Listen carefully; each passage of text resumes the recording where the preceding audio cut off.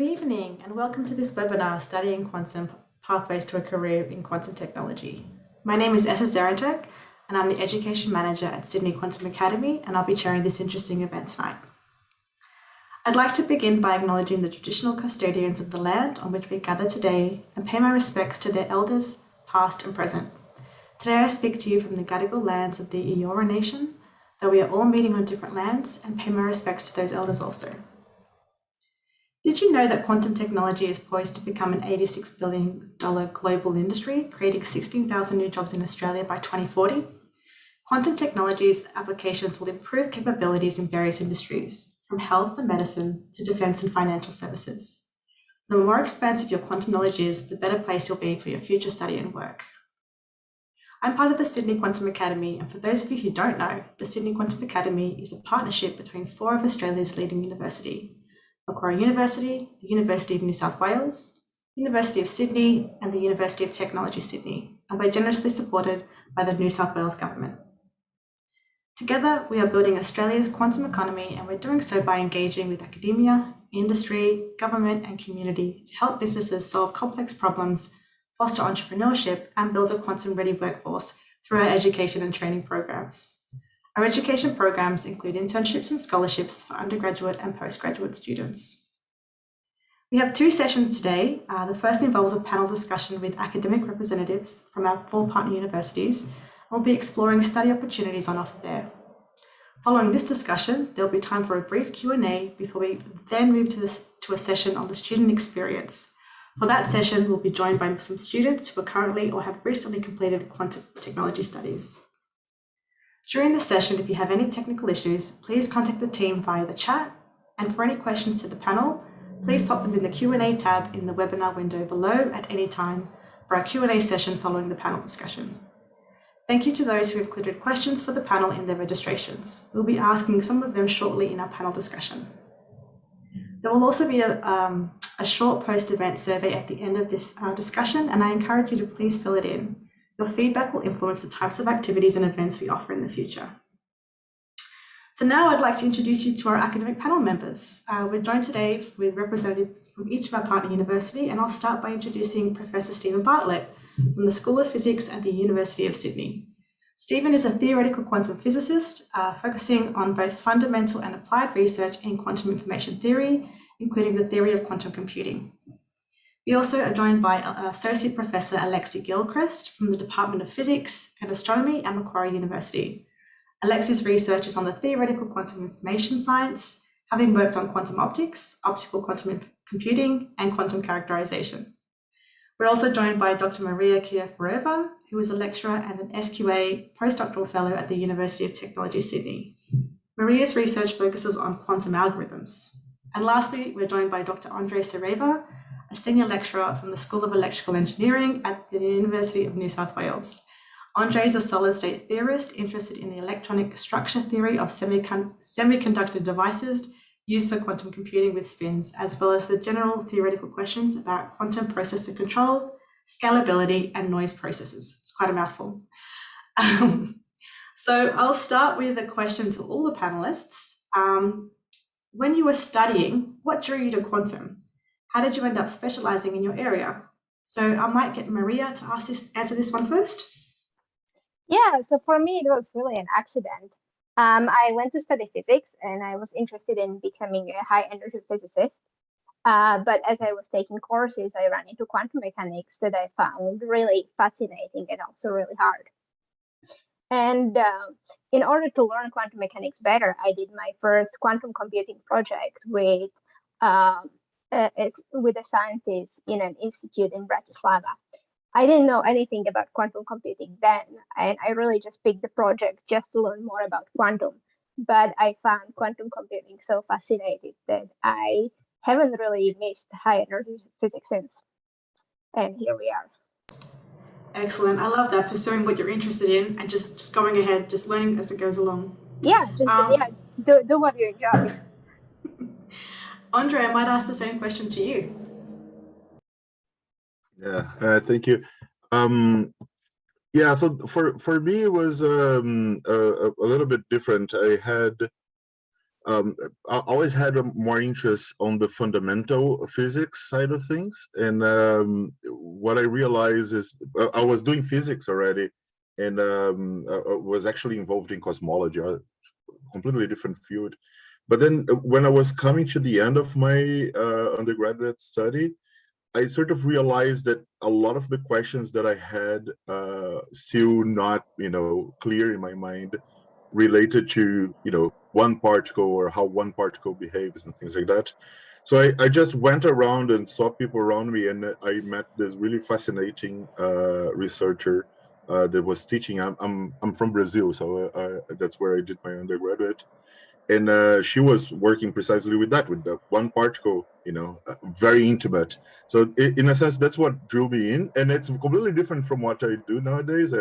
Nowadays, much more like technologically minded person. So it's interesting how what draws you might not end up being the reason you stay. Yeah, excellent. And it's I think it's particularly interesting how you might enter into a certain field and how it takes you further. And I think quantum tech really can branch out into so many different areas, and there's an aspect of really engaging with the technology. So thank you for that, Andre. Right. I might move to Alexi now. So I was also drawn in by, I guess, quantum foundations. So as an undergraduate, when we first covered entanglement and Bell inequalities, and then we were presented with these crazy ideas to try and explain those effects, things like multiple worlds, or that things don't really exist until you measure them. And frankly, they're ideas that belong on the set of a sci-fi movie. And here they were being proposed as serious contenders to try and explain these crazy quantum effects. Yeah. And that kind of really drew me in. I kind of love that. And the really cool thing is that, these ideas are still crazy, but they're also useful. And what we're discovering now is that, in fact, there are a whole series of quantum technologies which are arising out of these ideas, which is what SQA is based on. And so it's been a wonderful area to work in, because intellectually you can kind of play with these crazy notions about the nature of reality, but at the same time, they've got practical value. And that's just Yeah. great. And I just love hearing these stories. The more quantum researchers I speak to and the students I speak to, it's that sort of adventurous aspect of quantum technologies, right? The unknown. And then there's also this application part to it, because it's starting to, be applied to so many industries and so many aspects of our lives. So it's a really exciting field to hear from and to see expand. I'll also go to you, Stephen, to hear your story. Sure, mine's a bit of an older story, and it involves a bit of serendipity, I think. I did all of my studies in mathematics and physics, but not really anything to do with quantum information or quantum science, because that wasn't really invented yet. And then I was very lucky. I got, after my PhD, I got a job offer in Sydney, Australia. And I've never been here before, but I knew that this was a real hot place for this emerging field of quantum computing. And I took a chance, hopped on a plane with a one-way ticket, and have never really looked back. It was fantastic to jump into this field in its early days. There's just such a buzz and excitement for what we could do with quantum. And I think that's really carrying on even still today. Yeah, I got two questions for you. One, was it really a one-way ticket? I'm still here. Okay, there you go. And the second is, I think I'd like to just draw on the fact that, Sydney really does have this rich quantum expertise. And it's not just now, it's going back, 5, 10 more years ago, is that, we really are a hotspot and a global place for quantum technologies and all the different areas and applications. So it's great hearing your story as well, how you were drawn to Sydney. And I hope to hear that from the students as well later down in the panel. All right, so thank you for your answers there. I have another question here, and I'm going to direct this one to Stephen. So the question is, what does quantum study look like, and what skills do you learn? And really, are students just learning how to build a quantum computer, or is there more to it than that? Yes, well, yeah, there's no short answer to that question, because there's so many ways to study quantum and to get involved in quantum. At the heart, what everyone does is really, we have to learn how to think quantum mechanically and think about information and how we process information from a quantum perspective. And that really takes a lot of, I guess, practice, time, effort. That's a big part of our study, is trying to think about how these exotic properties of quantum mechanics, like entanglement and superposition, how we can use those to do interesting things from an information processing perspective.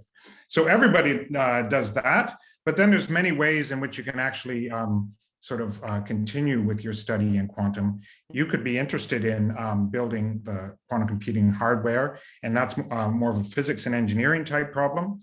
But you could also be investigating what would we do with a quantum computer? What are the applications we would run, and the programs and the problems we would solve? And that's a bit more of a computer science and mathematics type of problem. And then, of course, you can think much more broadly than that and say, what are quantum computers going to do for society?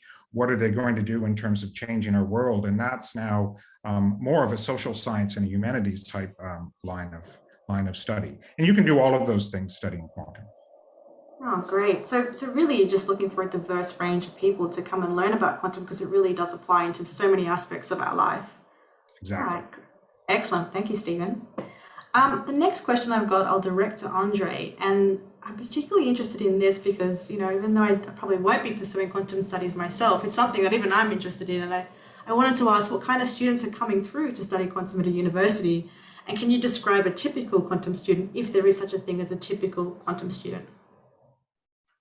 Yeah, I think the answer changes in time and place. It really depends on exactly what is the focus of the place you're looking at, and over time it moved from, like Stephen just described, when he was a student, quantum computers hadn't been invented yet. When I was a student, they had just been invented. So back when I was a student, me and my colleagues, it was more an adventure choice to join quantum. And now it's, with the industry growing, right? It's becoming very clear that there is commercial value in quantum technology. So now industry is growing, and it's becoming more of a mainstream engineering effort in a sense. So there's still a huge area, a huge field of research on the fundamental aspects, but there is sort of this movement more towards maker culture oriented students.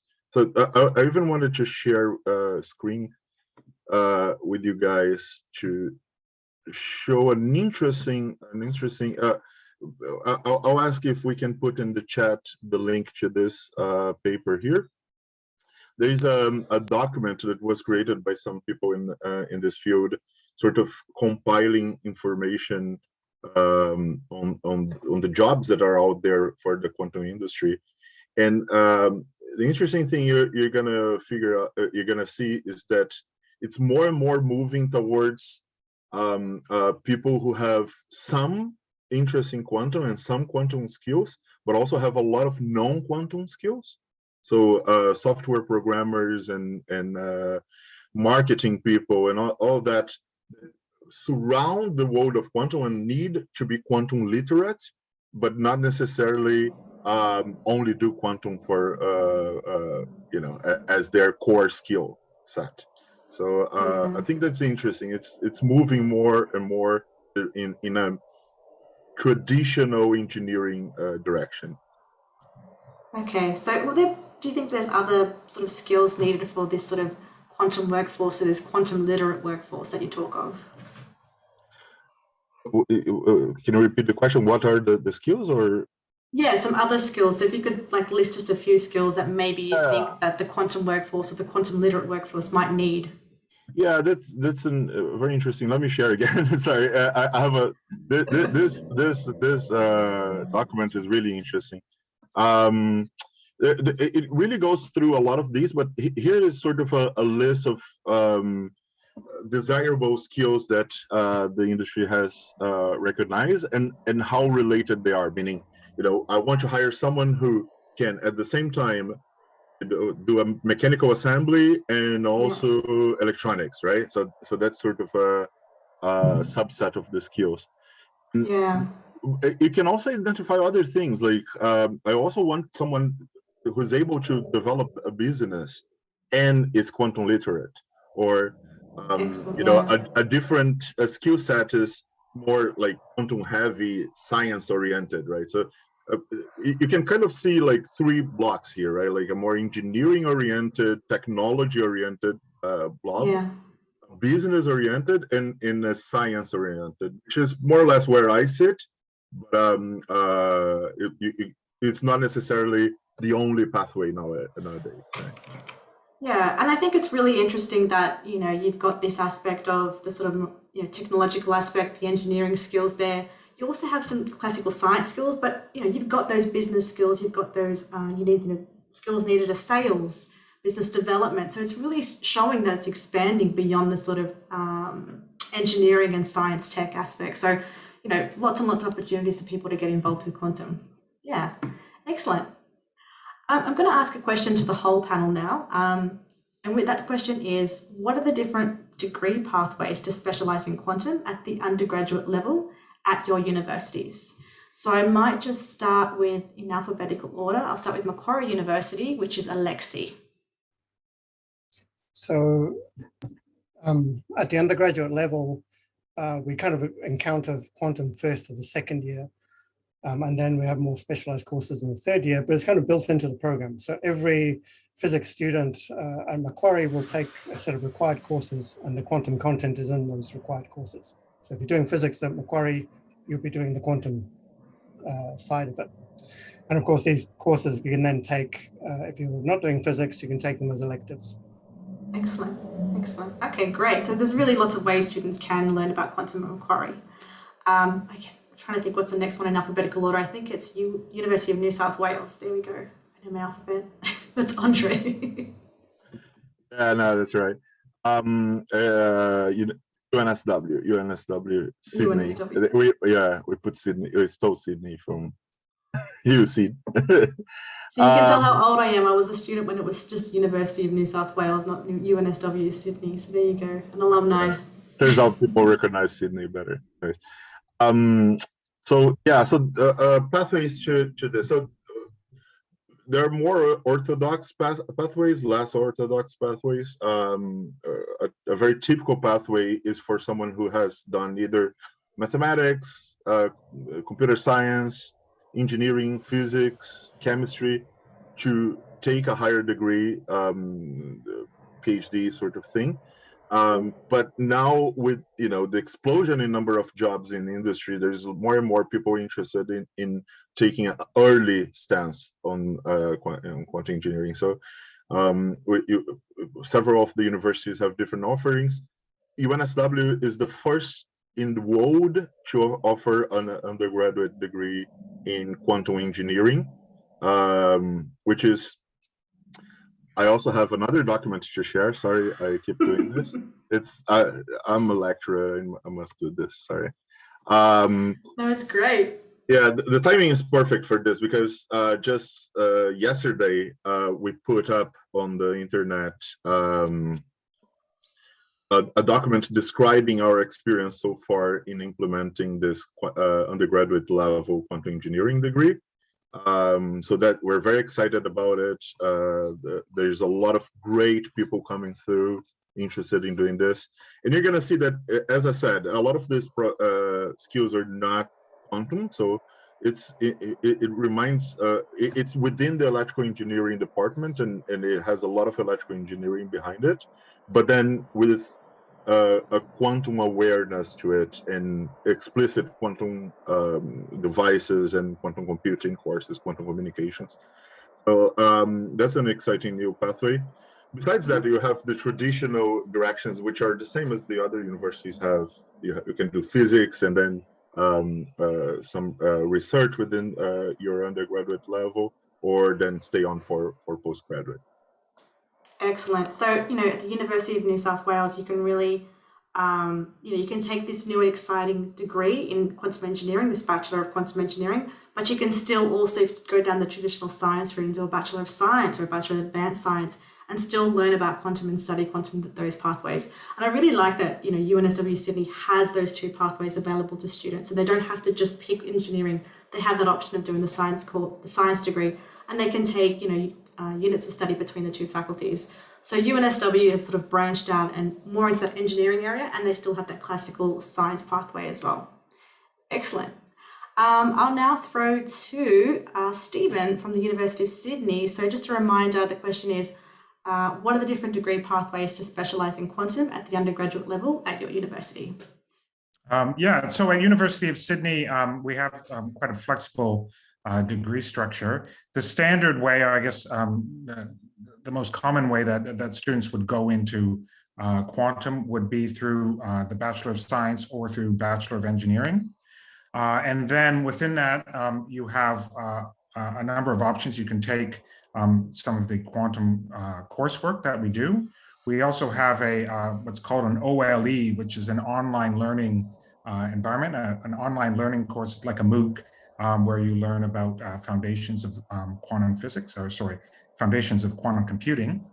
We also, through all of those degrees, have access to the undergraduate research projects that are really, I think, a hallmark of what we do at Sydney, getting people working on research projects in their undergrad to give them some exposure to how they can get into quantum research.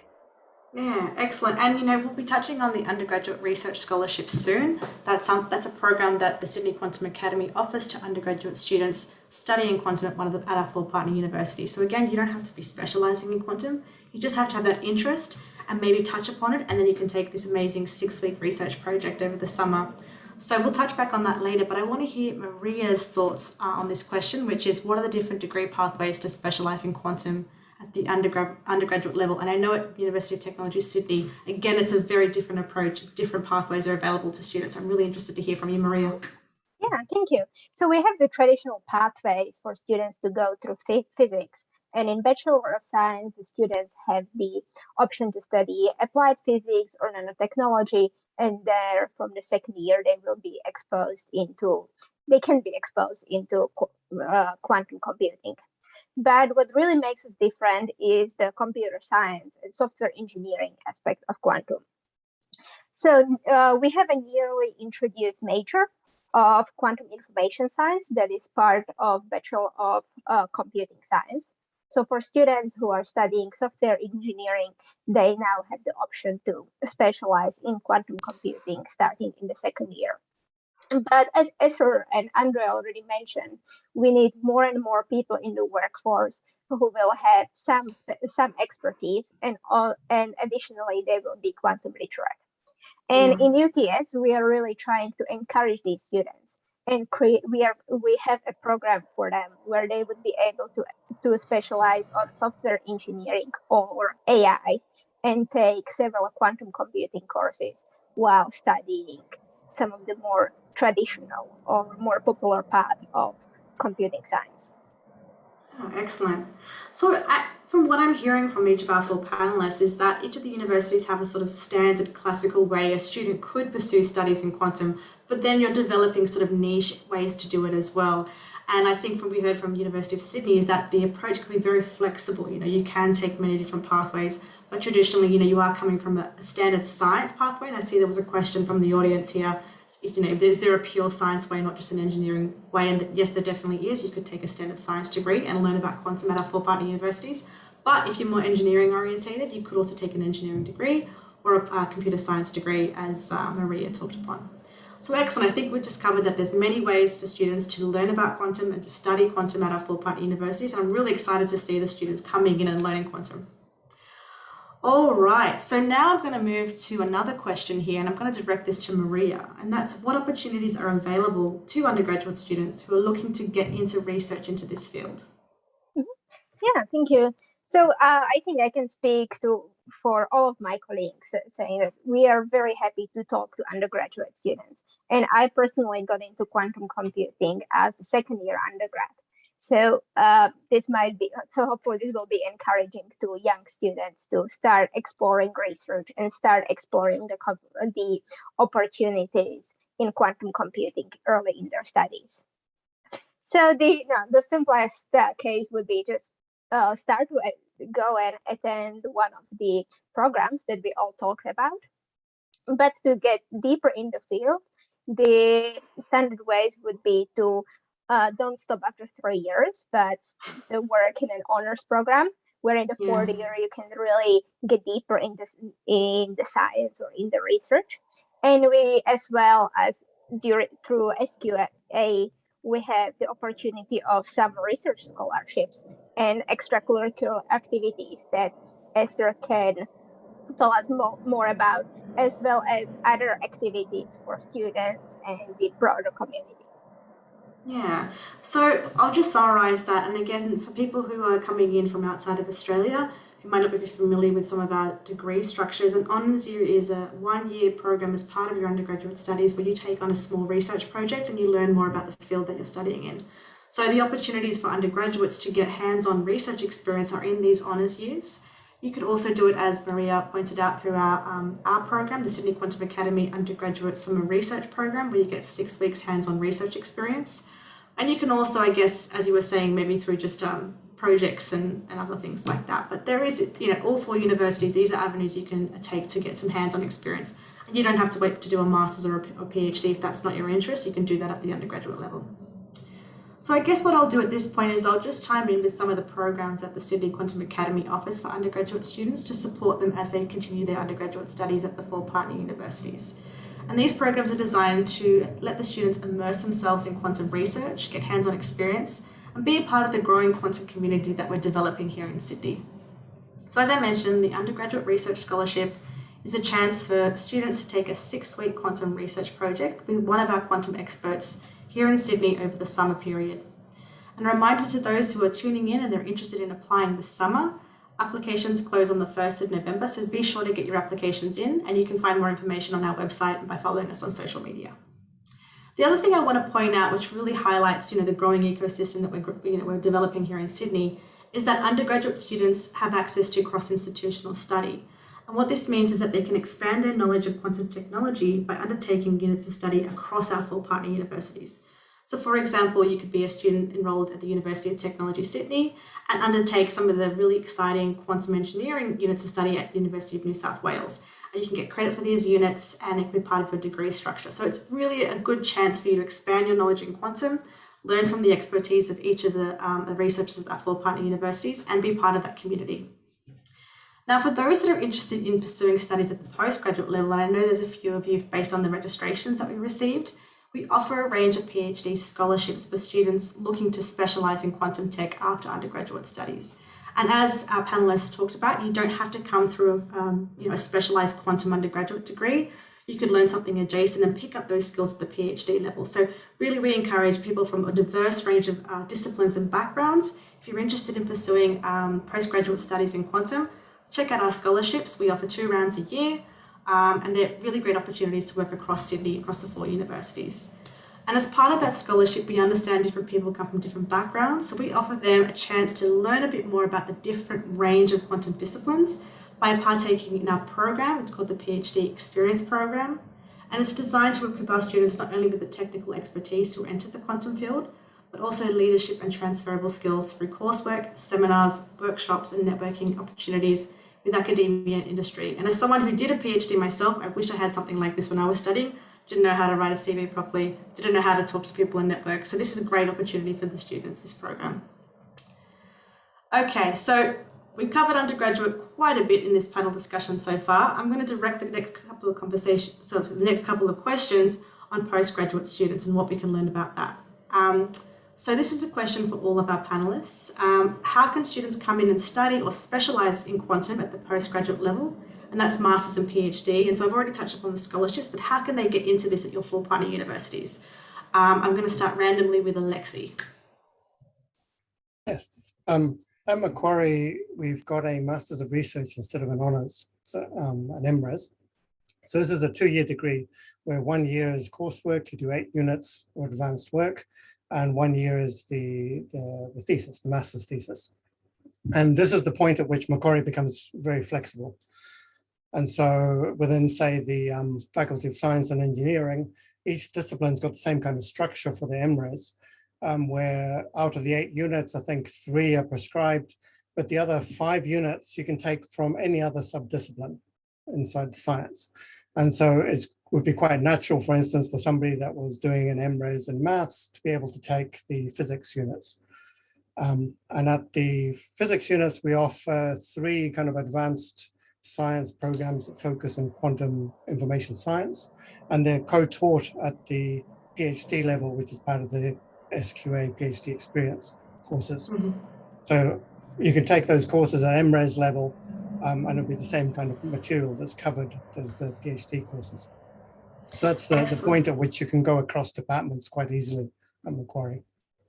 Yeah, and I like that the MRes option allows you to study outside of the quantum tech. So you can expand your knowledge base in mathematics or physics or really any area. So it's quite a flexible program and it's quite shorter than the PhD. So that's really for anyone looking to get into the quantum tech, maybe don't want to have the time commitment of a PhD. So yeah. And then at the PhD level, it depends very much on your supervisor. And then in quantum information science, we kind of look at students and we're quite happy to accept people from computer science, from mathematics, from engineering. It all depends on the project that you're working on. And no one is an expert in all the sub areas of quantum information sciences that's grown. And so everybody specializes in one of these side areas. Excellent. All right, I might chuck to Stephen now. So Stephen, just a reminder, this is a question on how students can specialize in quantum at the postgraduate level. Sure, I'll just be brief. We have a few options at the University of Sydney. By far the most common and standard one is into the PhD program.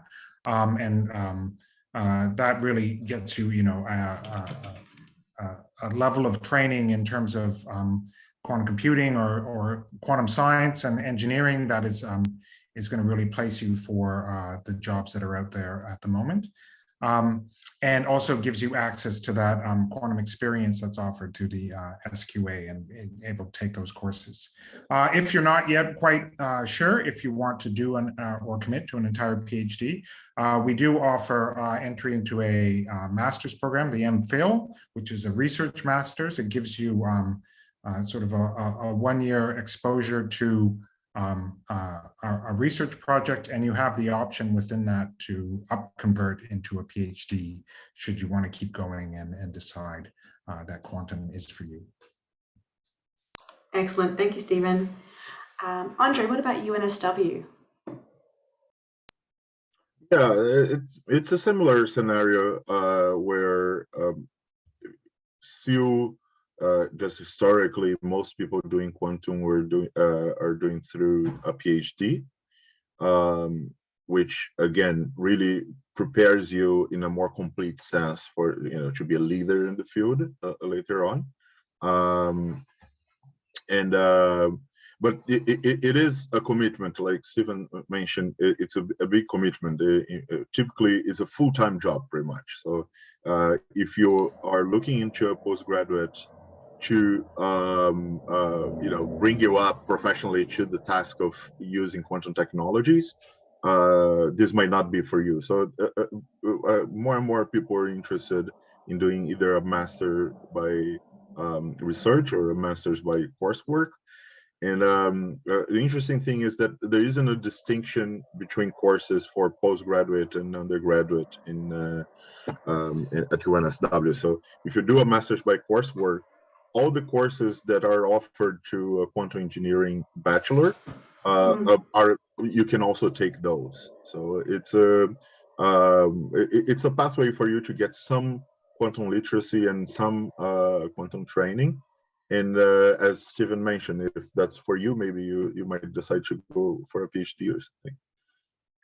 Yeah, and I was going to throw to you, Maria, but I'm assuming it's a similar sort of answer from your perspective at the University of Technology, Sydney. Is that right?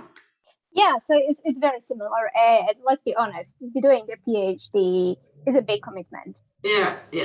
The one point of a difference that we are seeing only in the recent few years is having more and more PhD students who already have a career in banking or software engineering or different fields. And then they want to really deepen their understanding of quantum and see how it can be applied in their area. So just as an example, we have a PhD student who has a background in quantitative finance, and now he's exploring if and how quantum computing could be used for finance. And that's so interesting, right? Because you wouldn't normally think that a person of that background could go in and do a specialized degree like a PhD in quantum algorithms or the quantum technology. So that's really, really interesting to see all these diverse people coming in to quantum technology, and not just at the undergraduate level. This is coming in a specialized degree, a PhD degree. So that's great. That's really interesting. So for all of those tuning in right now, if you're interested in quantum tech, it's never too late. You know, there's so many degree pathways for you to learn about quantum technology, and the Sydney Quantum Academy is here to support you on that journey so that you know, it's not too intimidating, that there are pathways for you to come in and just get a taste of it. And then if you're interested, to go in and explore, get hands-on experience, etc. And so before I go on to the next question, I've seen something from the Q&A here, and I think it ties in nicely with this discussion that we've just been having, which is there avenues for people to go in and learn quantum, but not non-PhD pathways across the world? So could they study and then go into the workforce and not do a PhD? Does anybody? And I think this will tie in nicely, but I guess in your answer, and I'm going to chuck this to Maria and Andre, but the question I was going to ask was around ways that students who study quantum want to learn about quantum, how can they get an industry experience while they study? And I think that's a nice segue to the question that we got in the Q&A. So I'll go to you first, Maria. Yes, so there is already a quantum component involved in many of the undergraduate courses that we talked about earlier, and there is more and more effort in our universities to find out how we can bring the quantum computing skill to a broader community. In terms of industry experience, I would say that quite a few of supervisors are very well engaged with industry. We have research collaborations. Some professors have their own companies. If anything, we have a lot of colleagues, a lot of people who are PhD students at the same time now work with companies, and we interact still very, very closely. So even if you are doing a research, if someone is doing a research PhD at a university, it's very easy to get engaged with industry through their supervisor, if the students, of course, are interested in it. And in Sydney particularly, we have a lot of quantum computing industry growing up, and I believe we will talk about it later. Through SQA, there is also a lot of events that bring academics and industry together.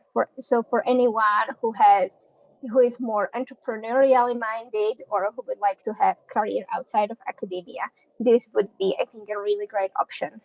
And at the end, we are starting an internship program through SQA, where if you are an SQA student,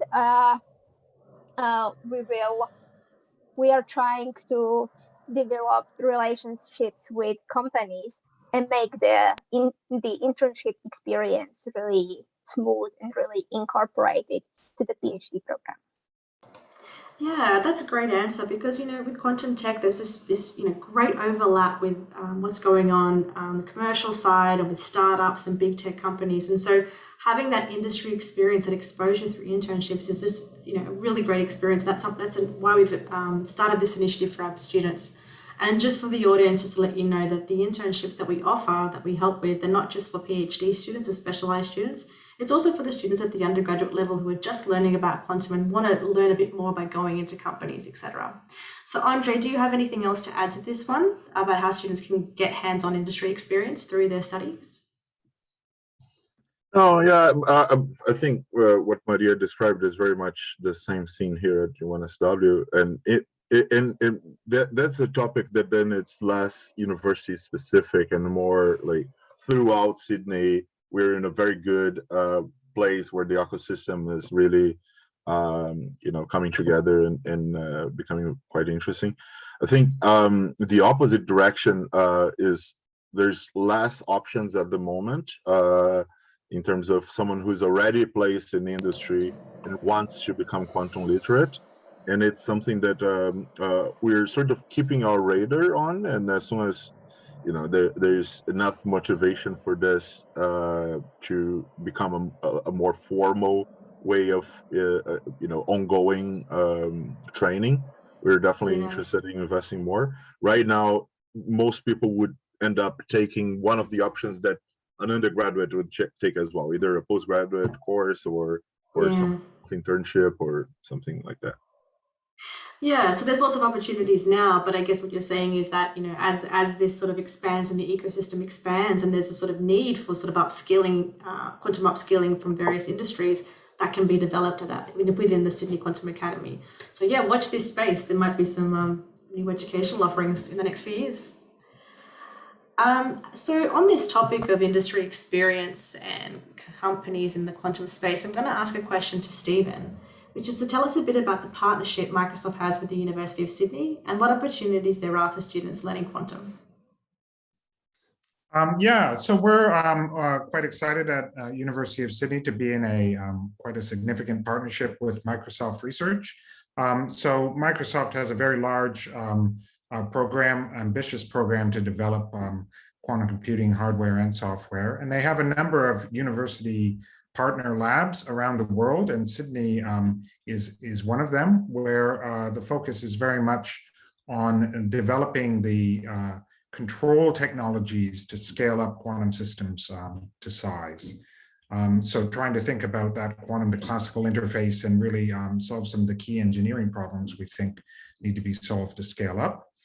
So that's based at the University of Sydney and right alongside a lot of our undergraduate classes in physics and engineering. And there are a number of opportunities for our students to get involved with that Microsoft program, both in obviously, you know, studying PhDs with some of the academics that are in that Microsoft collaboration, but even at the undergraduate level, they do offer a number of undergraduate research experiences to students. And in particular, they're very interested in hearing applications and interest from women and other underrepresented groups in quantum. There's a real program there to build up that effort with Microsoft. So I love that. I love encourage you to contact the Microsoft team there if you want any more information. Yes, we need more diversity in these areas. So yeah, apply for these scholarships, apply for these programs. We want you. Okay, so I'm going to throw a question to Alexi next, and that's, what advice would you give to someone looking to find a supervisor for a research project? That could be an honours project, a master's project, or a PhD project. And when's a good time for a student to contact the university? And this was a particular question that came up in the registrations. Well, like for a PhD project, it's very much different from something you might do in undergraduate, say. When you'll be faced with, what, 3-4 years of a project, which will seem like forever, except towards the end. And you'll be very much will be your directions that you're interested in. So my number one advice to any student doing a project is that they really should be following what their passions are, what they're really interested in, because it's that passion that will get you through the rough bits where you're kind of stuck or you're not sure how to progress, or you're waiting on lab equipment that's broken and so on. So in terms of choosing a supervisor, talk to as many people as you can, as early as you can. I don't know of any academic that doesn't love to talk about their research. They're easy to approach. Just ask them about what they find interesting, what they're researching, what areas they could work on as a student if they were to go in that direction with them as a supervisor. And then shop around. Just talk to all the academics in your department or other universities and just find something that really grabs you emotionally, in the sense that you really want to know the answer to this topic, because there's that passion that'll make it an enjoyable experience. Yeah, and I think, you know, it's really good to, you know, if you are doing an undergraduate degree, if you are studying at the university and you're hearing a great lecturer, you know, researchers, academics love it when you reach out to them and they say, this was amazing, this was great, I'm so interested. So never be shy to reach out to academics that Absolutely. way.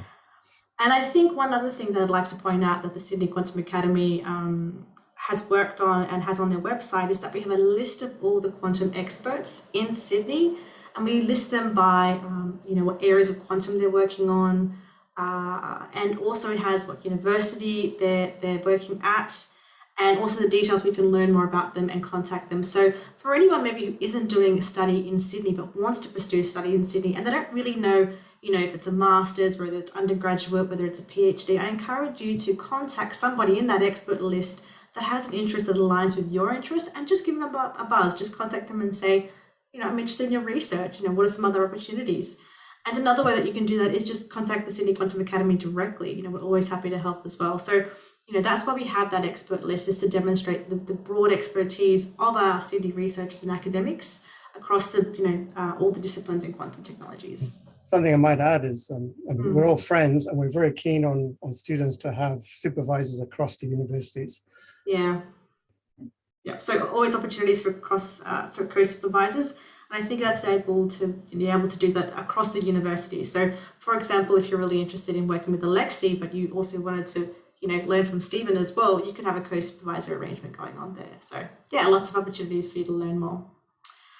All right, we come to the last question. And before I get to the last question for the panelists, for those who are tuned in, I encourage you, if you have a question for the panel, please pop it into the Q&A and we'll get to a couple of those after this question. So the question I'm going to pose to the panel is, what are the job prospects for students who are studying in quantum in general and in your particular quantum field? And I know we've gotten a couple of questions in the Q&A based on this. So yeah, I'll throw this probably to Andre to start with. Maybe let me remind everyone what is my field exactly. I make quantum computers, right?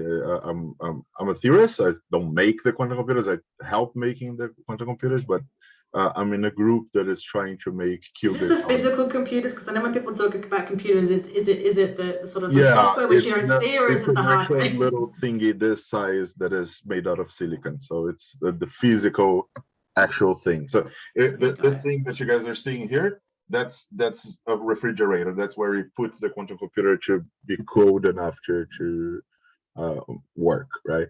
So so that's the thing I do. And this is a field that now very clearly governments, big corporations, and investors in general have realized, okay, this is big, this is going to grow very fast, and once it grows, it's going to dominate the world. It's going to be a revolution. So there's a lot of movement now, and people trying to make a stance and be the first in the field. And as a result of that, there was a ton of investment worldwide, in Australia in particular as well, which means that now we have scarcity of talent. We're looking for hiring a lot of people in this field, and we just don't have enough trained people. So that's what drove, in part, this interest for an undergraduate option. Because now all of a sudden you're being paid a full engineering salary out of your graduate, out of your bachelor's, and we are getting people trained faster and sort of trying to address a little bit this shortage in talent. So yeah, so my field, absolutely, it's huge, the prospect. If you're interested in an academic pathway, right? Maybe I'll let Steven is the most senior among us. He can tell us a little bit more about how this market is looking like. But it's a lot longer commitment and a lot more a lot harder to get into. So. But on the other hand, quantum is a very prolific area. As I said, I'm from cosmology, and in cosmology, at least back when I was a student, it was a very, very dry area, really hard to get work done. And now, apologies to all the cosmologists out there.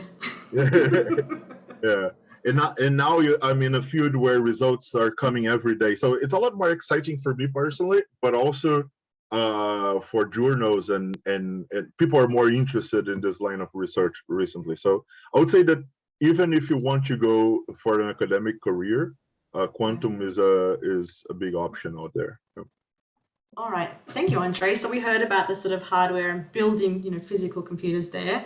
I might now go to Maria because I know she's on the other side of the flip side of that. So Maria, do you want to chime in here? So what are the job prospects for students studying quantum in general, and in particular in your field of quantum? Yes, so my field is the algorithms and applications. Once people like Andre build the quantum computers for us, what can we really do with them?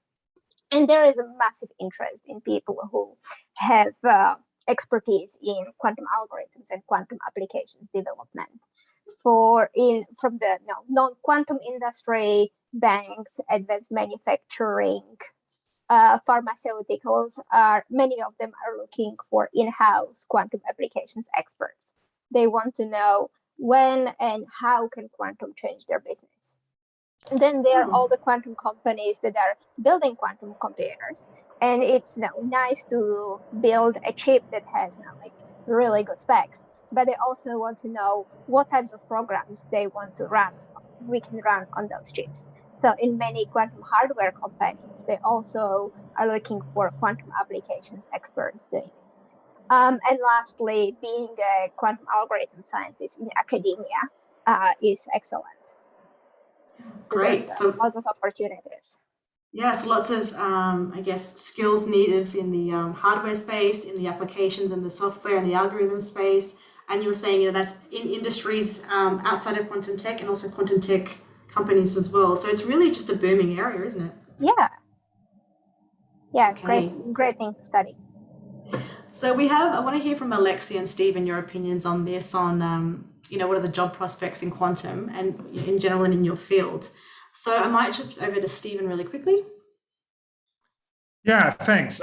Just to reinforce what we heard from Maria and Andre, it's nuts. It's crazy.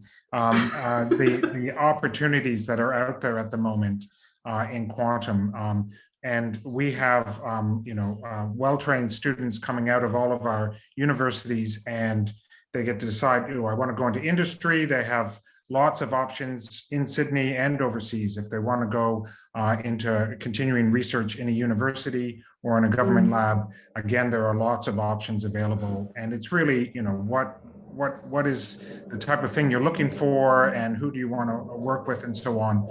It really is an amazing time to be coming out with those skills. And that's not just something that's happening right now. So the CSIRO published a quantum roadmap just recently, and they did a bit of an analysis where they predict that there's going to be 16,000 new jobs in Australia in quantum by the end of the next decade. So this is crazy. This excitement that we're seeing now, I think people really believe is just the tip of the iceberg, and the world is your oyster if you have those skills in quantum, I think. Yeah. So I'm going to chuck a question from the audience because we are getting close to running out of time, and I'm going to put this to Alexi. And this is a bit of an interesting question. It touches upon the academic pathway. But the question, Alexi, is what is the difference in academic pathways between experimental and theoretical quantum scientists? And why would you choose one over the other? I think that's quite an interesting question. I can talk to one half of that, I'm a theorist. I don't know. Personally, I kind of chose theory because I kind of liked playing with the maths and the ideas.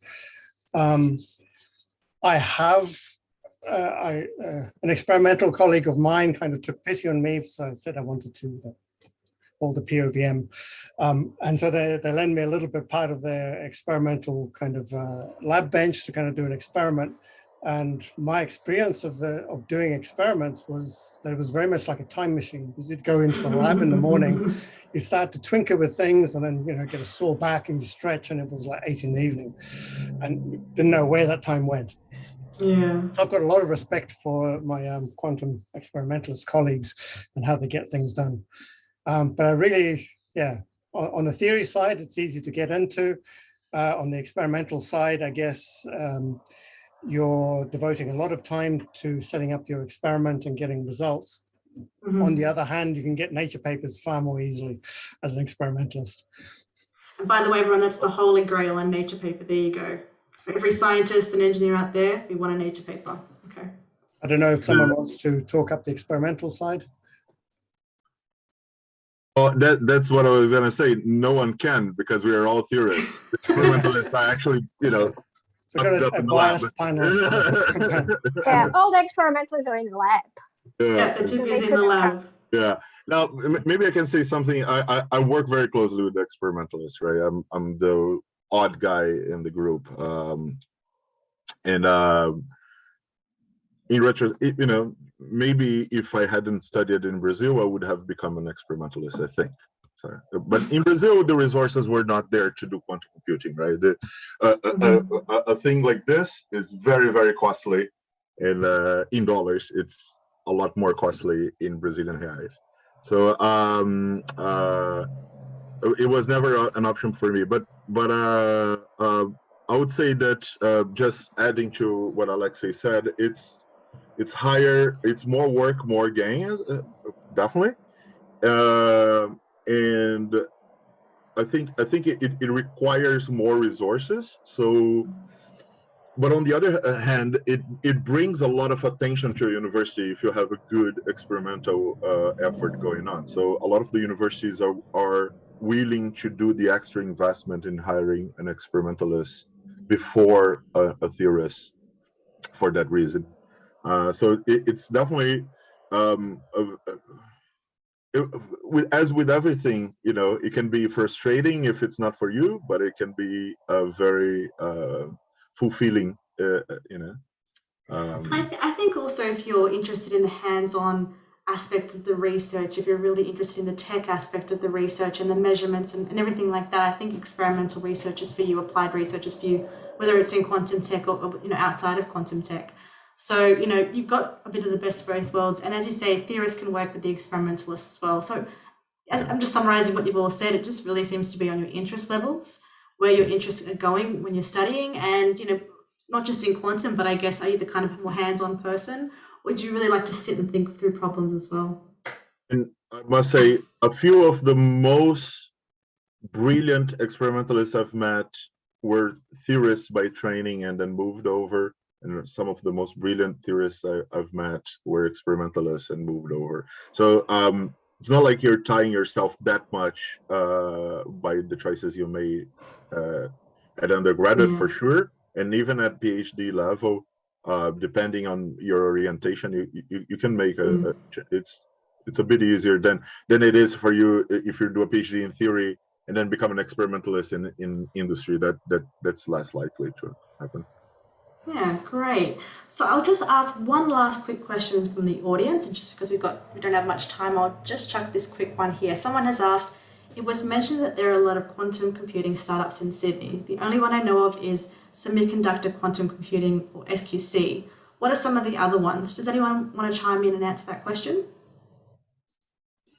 So another very big one is Q control. There's redback systems. There's opacity. I wish I had the list in front of me. There's about a dozen. There's Archer. There's help me out, guys. Maria. Yeah, so they're HBAR consultants, and they're more and more growing. And it's not only startups. So Stephen already talked about Microsoft. Macquarie University has a very close relationship with Google. They're overseas startups that employ people from Sydney, and many graduates from Sydney University went overseas to work for these companies. Yeah. So it's a very tight connection between academia and industry here.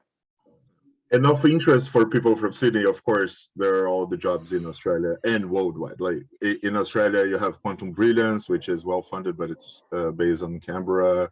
You have Quintessence, which just announced they got what, $20 million, something like that. Wow. $25 million. So surely they would be hiring for doing some. I think it's secure quantum communication. Yeah. All right, excellent. So look, I want to thank everyone on this amazing panel. Some really great insights into how people can go in and study quantum, how they can specialize in quantum, where a career can take you, and how to get industry experience and research experience as well. So thank you so much. And yeah, have a lovely evening. And for those of you still tuned in, we're now going to be talking to our student experience panel.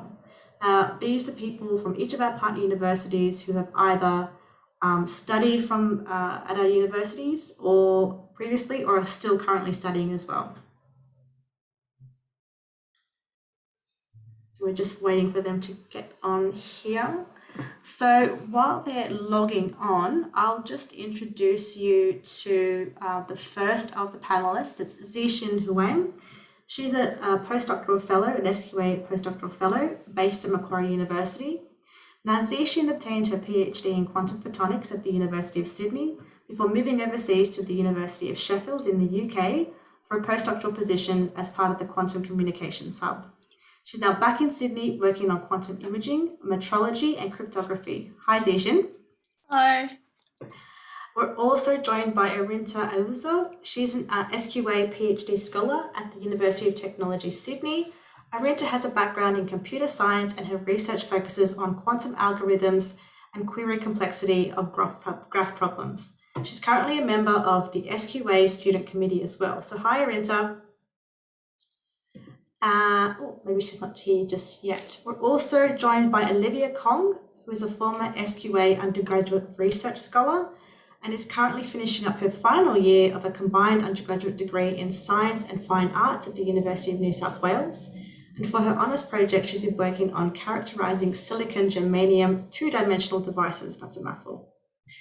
And lastly, we're joined by Jason Gabriel, who is a PhD student at the University of Technology, Sydney. As an undergraduate student, she also did undergraduate studies at the University of Technology, Sydney. Jason completed a double degree in engineering and science, majoring in ICT, software, and nanotechnology. And now his doctoral research focuses on analysing and optimising quantum algorithms. So welcome, Jason. Hello.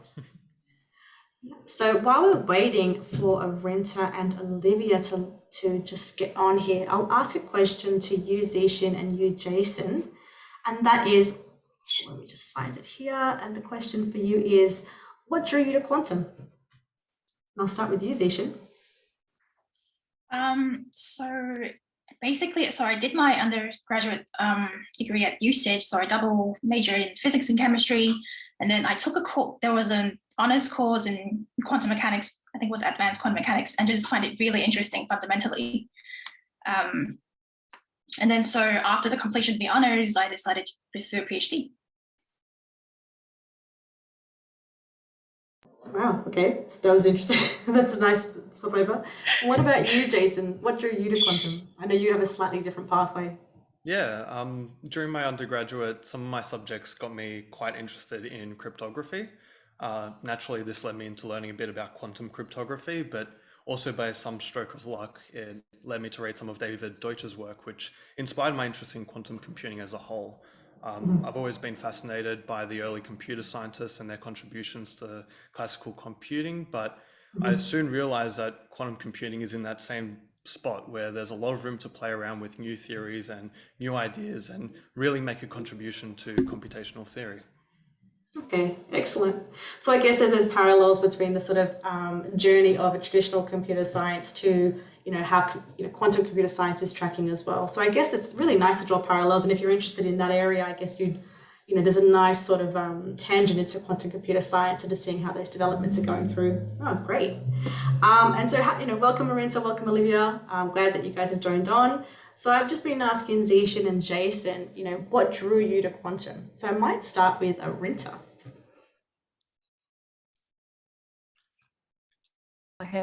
Sorry, I was on mute. Actually, it's quite similar with Jason. I have a background in computer science. So I studied computer science in my undergraduate, but then I heard about quantum computer from a lecture by a mathematics professor. And since then I became interested. And because in my country, there wasn't any expert in quantum, so I had to study abroad in France to get a master's degree.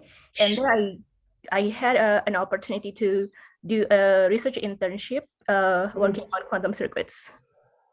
Great. So again, this is sort of parallels with what the academics were saying in the previous panel, is that, you know, you don't have to come from a classical quantum computing study pathway. You can come from adjacent fields like quantum computer science and learn a bit more in internships, in honours degrees, things like that. So that's great to hear that that's been your experience, Arinta. I might throw to you now, Olivia. So welcome, Olivia. The question I've just asked all the other panelists is, what drew you to quantum? I got into quantum kind of accidentally in my first year. I asked my first year lecturer just kind of an offhand question about an assignment that I had. And he just turned around and was like, why don't you measure it in the lab? And that was kind of my introduction into quantum, and I've been sucked in ever since. Okay. So like that's sucked in ever since. Yeah. Okay, but you know, this is exactly what the academic panel was saying, right? It's just to pursue your interest, and if it is quantum, then you'll find other ways to study it, whether it's reaching out to a researcher or an academic, and then, you know, getting some hands-on experience and then pursuing that further. So that's really great to see how each of you have you know, been drawn to quantum. I was kind of expecting something a bit more sci-fi there, but you know, that's just my imagination. So I might throw a question to you, Olivia. So I know you've recently completed the undergraduate research project last summer over a 6-week period. And I wanted to ask you, you know, why did you apply for that? So you just said that you've been sucked in, you know, you got hooked on it by, you know, an academic who's pulled you in. Was that the reason why you applied for this undergraduate research project, or was it something else? No. So as I mentioned before, I had started researching in kind of first year, second year, and I had been with this research group for kind of like the entirety of my undergraduate. And then I saw this opportunity, the SQA opportunity, as kind of a way to work with a different group and kind of spread my wings to like see what other kind of academic groups are like. I kind of know that I want to be in academia, but I just wanted to kind of broaden my horizons of like what I can experience. So the SQA really provided a good opportunity to learn like a tangentially related topic that I had known about but was not yet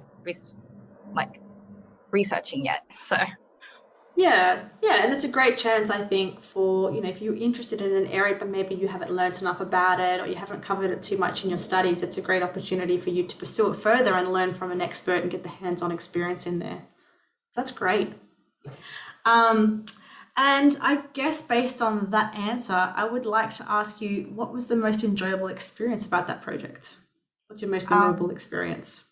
One of the most memorable experience, I think, is kind of within the last week, where we were scrambling to get some results out together. So my original, so when you apply for the SQA program, you kind of apply for a particular project.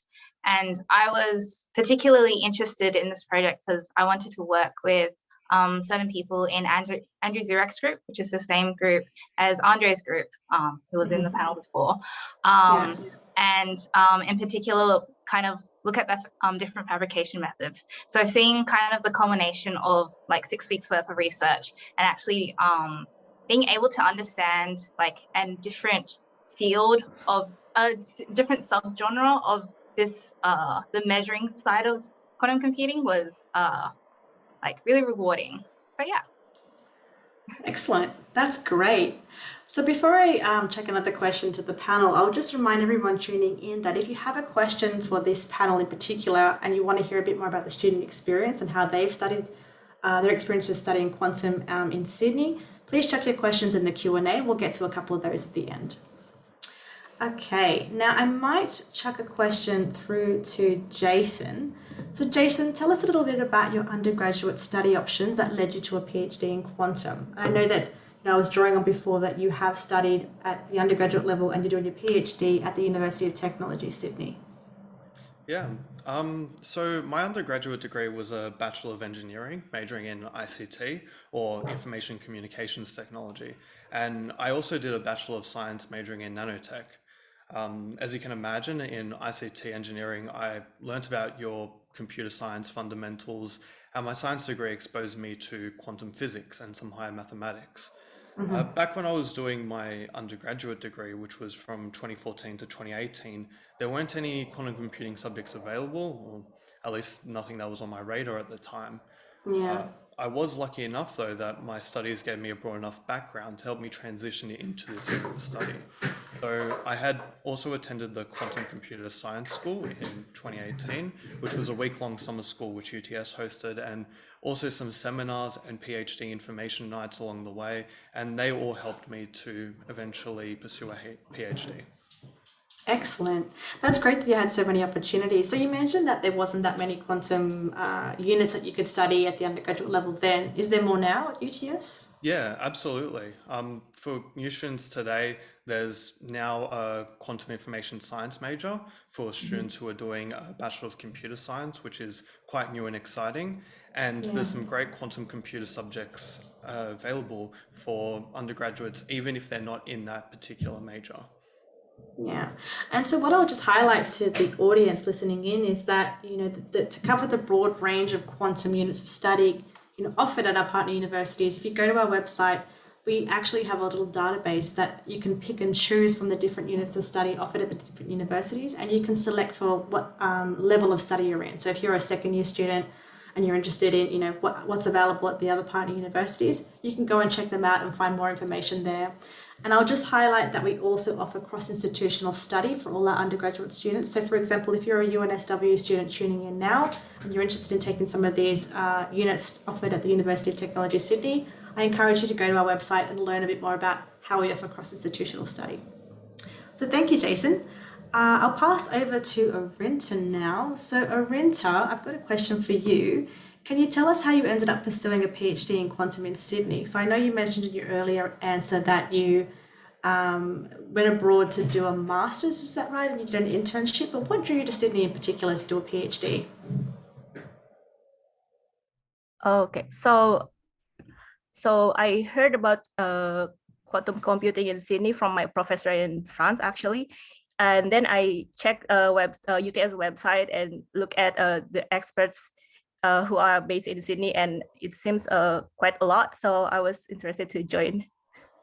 Yeah, okay, great. And so this is a little question that you and I know each other from you being on the student committee, the PhD Experience Student Committee at Sydney Quantum Academy. I want to ask you, what have been the highlights of the PhD Experience program for you? And a reminder to everyone tuning in, the PhD Experience program is something that we offer to our PhD students in Sydney. And that's where they get, additional training, some coursework on quantum technologies. They get seminars and workshops on, complementary skills and professional development.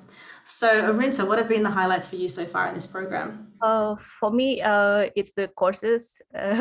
So we have a lot of courses that are relevant to our research, and it covers both theory and the practical perspective to build knowledge and expertise. And also we have a lot of seminars, also workshops, where we can develop our academic and professional expertise. And then also we have a bigger community of researchers coming from various fields in quantum technology. Yeah, and so I guess for those who were tuning into the academic panel earlier, there was this sort of discussion around students coming in from various disciplines to study quantum. And so people coming in from, like you, from a computer science background or an engineering background or a completely different background.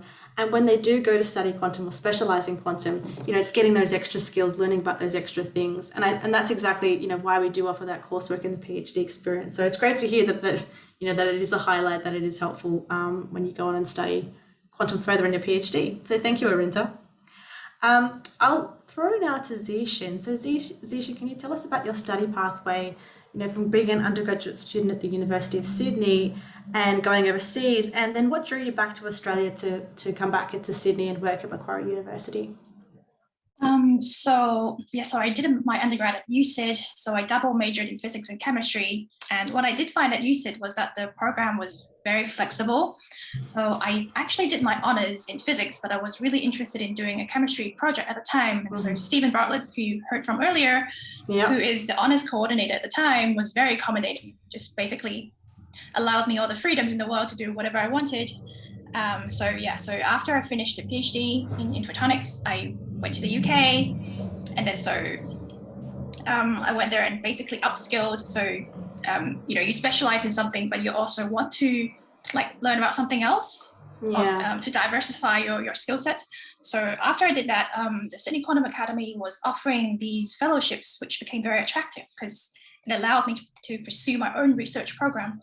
And I was very happy because I get to work with Gavin Brennan at Macquarie, who's a great researcher who knows a lot of things. Yeah, there you go. Plug in for Gavin Brennan, Macquarie University. There you go.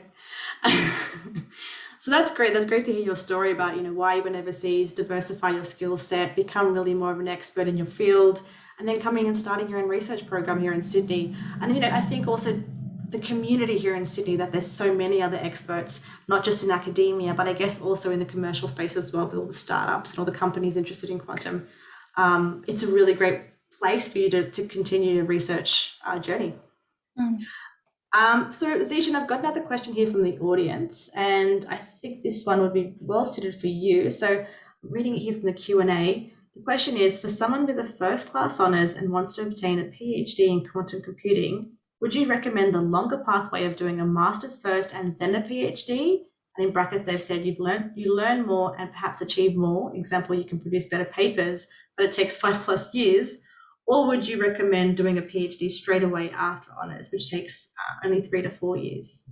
It's quite a long question. So, would you do masters and then a PhD after honours? Or would you go straight to a PhD? So I know people who have done masters and then proceeded on to doing a PhD. I know people who have done PhD straight away. To be honest, it's really up to you what you want to do, because basically once you get your PhD, you get to be on postdoc salary. But then on the other hand, if you take longer to upskill, then you're probably much more. You have more time to pursue what you're and explore what you want to explore, and you're probably less stressed towards the end of your PhD. So it's really up to you. But then you're always learning as you go anyway. So yeah, there is no straightforward answer. Yeah, and I might go and pose this question to Jason and then Arinta, because you're both PhD students, and Jason, from my understanding, you went straight to a PhD, but Arinta, you've gone and done a master's beforehand. So Jason, what was why didn't you pursue a master's? Why did you go straight onto a PhD? So you're right. I didn't pursue a master's. There was 2 years in between me graduating my undergraduate and me actually applying for my PhD. And within that time, I spent about a year in just a regular work out of uni, a graduate job. And I then worked quickly with my now supervisor to study all of the fundamentals and sort of get me up to scratch in order to actually create a solid proposal. So if you don't have the prerequisite knowledge, then a master's could be a good idea to do a little bit more formal learning beforehand. If you have already done enough things in quantum to be able to make your own proposal, then you could go straight into a PhD. That's my experience, at least. Great answer. And Arinta, would you agree with that? Yeah, sure, of course, because for me, when I graduate from undergraduate, I only knew about qubits and basic quantum algorithms. So it's necessary to take a master for me. Yeah, that's great. So for me, I'm hearing from all of you that, if you think you're ready after honours and an undergraduate to head straight into a PhD and work on a proposal, you have that skill set, then that's probably the option for you. But perhaps if you're coming from an adjacent field, or maybe you don't feel you have the quantum skill set or knowledge, then perhaps a master's. And one thing I do want to point out to audience listeners is that, most universities, and I know at our partner universities here in Sydney, you can enroll in a master's by research, and there are options to convert to a PhD later down the track. So if you start a master's by research, and then about halfway through you realize, actually, I'd like to continue this in a longer project and perhaps make this a PhD thesis, then there are options for you to convert there. So, lots of options if you're interested in studying quantum and specializing in it. You can enter a master's, an honors, or a PhD level. And again, SQA is here to support you. We have lots of scholarships, lots of programs to support you. So check them out on our website, or you can also just follow us on social media for these opportunities. All right, so I'm just looking at what else we can talk about here, and I might talk about, this is a question, I guess, for the whole panel. How do you think you will use the quantum knowledge and experience that you've gained in your studies in the future? Or another way to pose it perhaps is, where do you see yourself in the future? And I might ask our most junior panel member, Olivia, this question. Maybe not. Okay, so I hope to do a PhD. I've applied. We'll see how we go. But at the end of the day, the skill set that you learn from quantum computing is very, how do you say it? Very niche, and may not be applicable for across every single industries. And I can only talk about like the experimental side of quantum computing because that's what I do. So obviously, if you work in algorithms, probably a lot more can be applied to a lot of other industries. But in saying that, I think I've gained a lot of soft skills and problem solving skills in terms of like including in my honors project, just being able to deal with day-to-day hiccups of small problems and being able to take initiative and being able to learn on your feet. And I hope I'll be able to use so those skills are not necessarily transferable in terms of like, will I ever use a cryogenic fridge again in a corporate environment? Probably not, but I will definitely be able to use the skills of like being able to adapt all of the problems this refrigerator has thrown at me. I like that, the problems the refrigerator is throwing at you. So there you go, complex problem solving right there. I might chuck to you, Zishin. You're in a slightly different area of your journey, but what do you think, where do you think your quantum knowledge and experience will take you in the future? So I hope to keep going on this academic path and become a lecturer and professor at some stage. So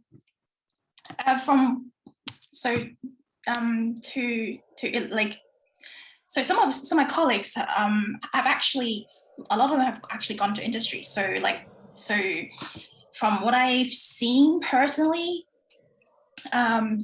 people have gone into doing data science, hired by banks. So if you've done quantum, then the companies know that you have the analytical and problem solving skills that they need. And yeah, you'd be very employable anywhere. Excellent. All right, I might just chuck over to Jason now quickly, just to hear your point of view on this question. So where do you think, your quantum knowledge and experience will take you in the future, or maybe perhaps where do you want it to take you in the future? Is this a similar sort of academic pathway or somewhere else? Oh, it's funny because when I picked my undergraduate degree, I told people that the job that I want probably doesn't exist yet. And honestly, now that I'm doing a PhD, I've got the same answer for everybody. Quantum computing is definitely one of those areas which is growing quickly.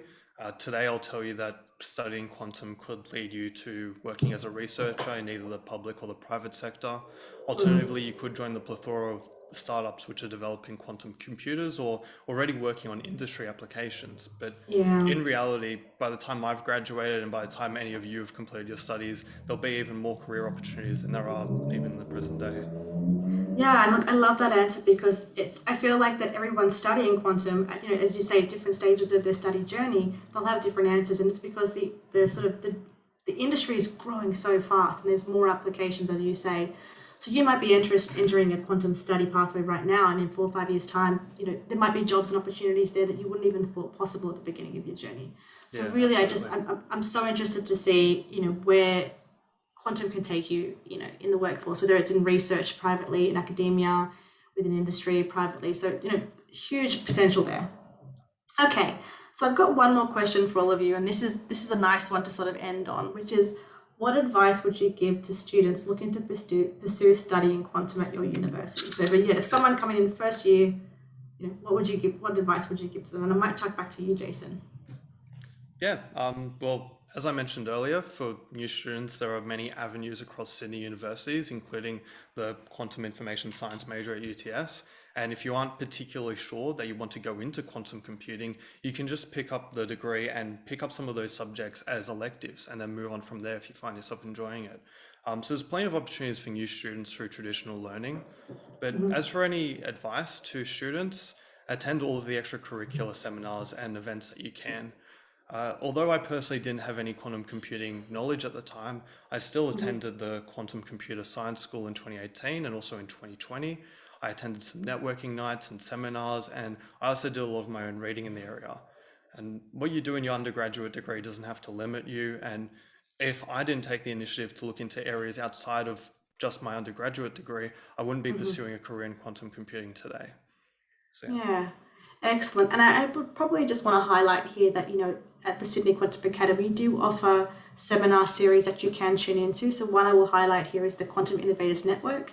And so if you're interested in the applications of quantum technology and how it's applied in industry and how people have applied their entrepreneurial spirit to create startups, that's a great one for you. And that's where you can learn a bit about quantum tech, but also learn about the applications and where it can take you and hear people's individual stories in that space. So there's lots of ways that you can learn about quantum, whether it's extracurricular activities at your university, or whether it's tuning into these seminars at Sydney Quantum Academy. So thank you, Jason. I'll also pose this question to you, Olivia. So you're just about to finish your undergraduate studies. So what advice would you give to someone fresh at UNSW, first year? What would you give to them if they're interested in quantum? What would you say to them? If they're interested in quantum, I think definitely talk to your professors. And at UNSW in particular, there are courses that you can take, which the coursework that you do is actually a research project for one of the terms. So in first year, I think it's like step into research, and then in second year, it's like taste of research, and you can pick these projects. You can pick supervisors and projects, and you can use your undergraduate degree as a way to explore what kind of research that you're into it. And I think what's important to realize is that you definitely don't need to know anything about quantum. Like, your first subject in quantum mechanics is in second year, and you don't need to know anything about quantum mechanics to ask your professors or show your interest in them, because what's the best learning environment, at least for me, was actually doing the research myself. And I guess this is not quite exposing, but I definitely think I would have dropped my degree if I didn't have research on the side.